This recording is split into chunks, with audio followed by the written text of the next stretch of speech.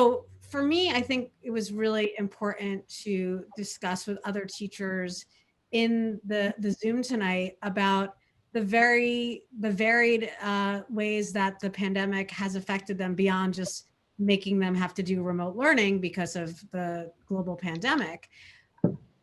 I teach primarily BIPOC students at a Title I school in New York City, and a lot of them have been actually had to go and work to make ends meet for their families. And early on in the pandemic, I was taking phone calls and messages from students who had family members getting sent to a hospital to be put on a ventilator early on in the pandemic when we didn't have a lot of information. It was terrifying then, and that would be terrifying now.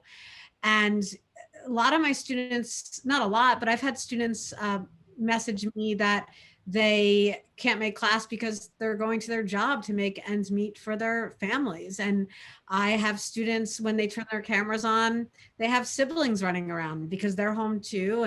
And the student's job, my student's job is to watch their siblings as well.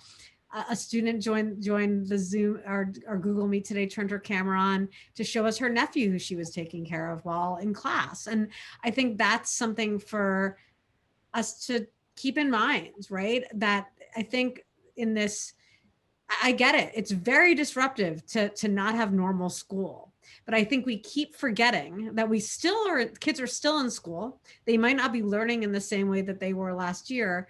But I think what keeps getting buried in the lead is that it's because of a global pandemic where we have 516,000 and counting deaths. And that's not including the people who have survived the virus and have long-term consequences from getting it. And I think it's just really difficult for human beings to reckon with such death and devastation, and school feels like everything's normal. So I think there's this psychological thing going on right now that people feel like, well, if we just open up schools, then we can end this devastation.